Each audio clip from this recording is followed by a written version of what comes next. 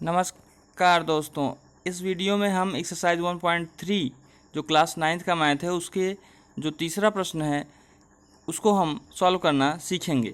Question कह रहा है कि express the following in the form p by q where p and q are integers and q not equal to 0।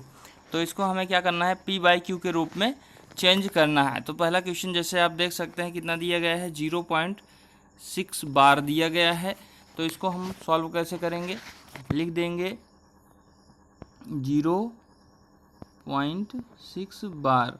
अब बराबर करके इसको लिखा जा सकता है क्या कि ये 6 है, दशमलव के बाद जो संख्या है उसको हम सीधा ऐसे लिखेंगे और बटे, अगर एक अंक के बाद यहाँ पर जो है दशमलव लग रहा है, मतलब कुल मिलाकर देखेंगे एक ही अंक जो है बार बार रिपीट हो रहा है तो हम केवल 9 लिख देंगे। अगर 2 अंक रिपीट हो रहा होता तो 9 लिख देते, 3 अंक रिपीट हो रहा होता तो 9 लिख देते हैं। वही पूरा ये अंक लिखने के बाद अगला जैसे क्वेश्चन देखिए क्या है। अगला क्वेश्चन आपको कह रहा है कि 0.47 बार। तो 0.47 बार को जब हमें सॉल्व करना होगा 0.47 बार, तो अब की बार केवल 7 पे लगा है, इसका मतलब ये हो गया कि 0.4 ये 7 इस प्रकार से ऐसे हो रहा है। ये 7 ही रिपीट हो रहा है बार बार और 4 रिपीट नहीं हो रहा, 4 केवल एक बार आया है बस।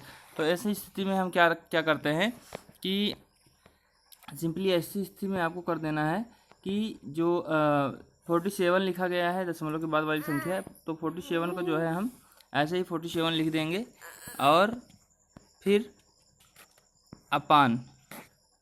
आप देखिए कि जो नंबर रिपीट हो रहा है उसको हम एक बार लिखेंगे 9, और जो रिपीट नहीं हो रहा है, एक ही संख्या रिपीट हो रही थी तो एक बार 9 लिख दिया मैंने। अब 4 रिपीट नहीं हो रहा है तो जितनी संख्या रिपीट नहीं हो रही थी उतना 0 लिख देते हैं, और ऊपर जो है न्यूमरेटर में हम घटा देते हैं जो संख्या रिपीट नहीं हो रही। तो 4 रिपीट नहीं हो तो 4 को हम इसमें घटा देते हैं, तो इतना आ जाएगा हमारा 43 आ जाएगा, और 43/90 ये हमारा उत्तर हो जाएगा सीधा। ठीक है, अब आगे देख लेते हैं अगला प्रश्न। अगला प्रश्न है आपका 0.001 बार। 0.001 बार दिया गया है, इसको सॉल्व करते हैं। 0.001 बार, तीनों पे बार लगाया गया है।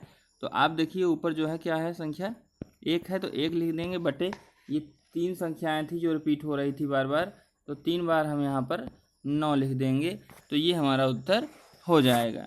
तो इस तरीके से आप एक्सरसाइज 1.3 के तीसरे क्वेश्चन के सभी प्रश्नों को हल कर सकते हैं। ये शॉर्टकट तरीका है।